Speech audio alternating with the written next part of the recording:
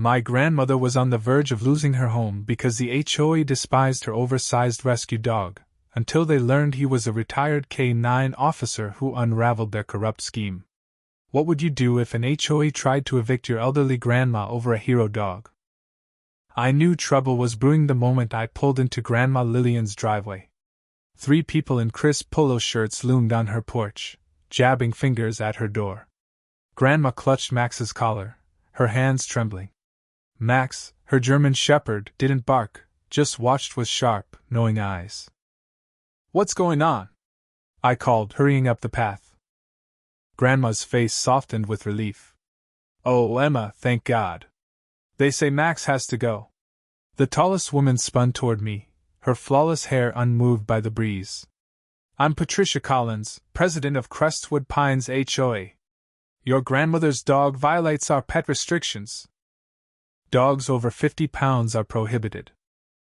I stepped protectively in front of Grandma. "She's had Max for 6 months. Why is this an issue now?" Patricia's smile was cold. "We've updated our enforcement protocols. Violations are being addressed immediately." Max sat still, his discipline clear despite the tension. I'd helped Grandma adopt him from the shelter where I volunteered. They'd mentioned he was a former service dog, but details were vague. "Emma found Max for me after my George passed," Grandma said, voice shaky. "He's my protection, my company." The woman beside Patricia, later identified as Karen from down the street, scoffed. "Rules are rules. If we let you keep a big dog, everyone will want one.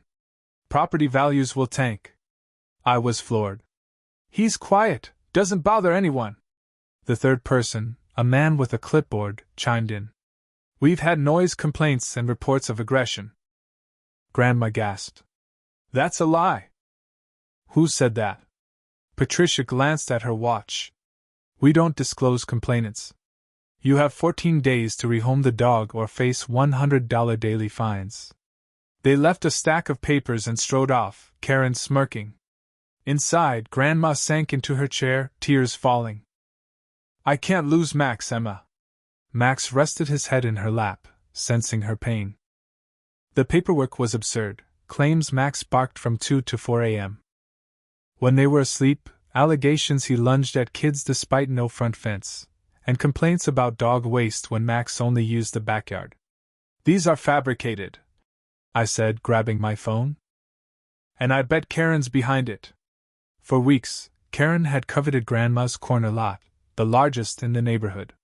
She led the beautification committee and had hinted that Grandma's house would be better as a community garden, too much for an old woman to handle.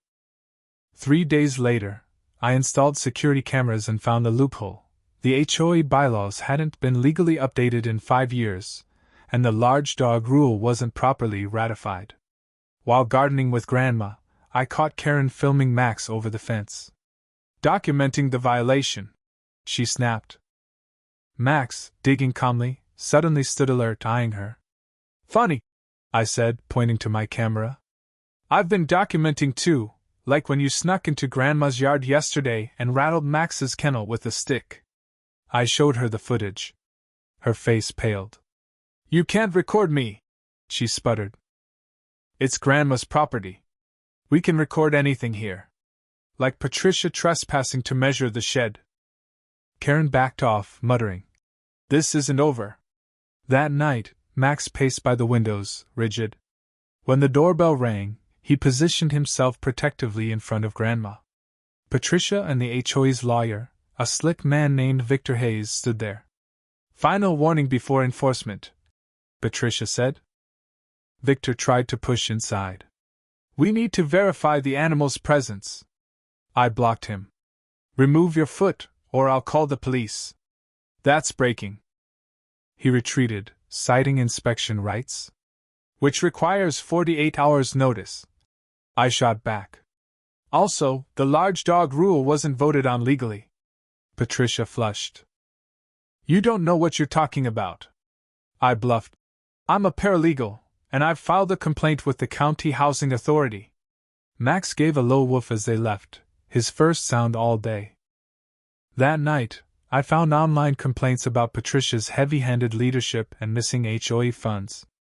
Then, Grandma's yard was vandalized, roses hacked. No dogs allowed. Spray painted on the driveway. Max growled softly. A bored police officer, Sergeant Daniels, took the report but perked up seeing Max. Looks like a K9 dog. When Max responded to a German command, Daniels confirmed he had police training. Mind if I take his photo? I want to check something. Neighbors helped clean up, and Mrs. Harper whispered, Patricia's been pushing out older residents. 3 sold to her son-in-law's development firm. It clicked. This was about forcing Grandma out for her valuable lot. Daniels returned. Your dog, Max, was K9 Officer Scout, lost in a flood rescue. He's protected by law. No HOA can touch him. Grandma feared losing him, but Scout's handler, now a trainer, was thrilled he'd found a good home.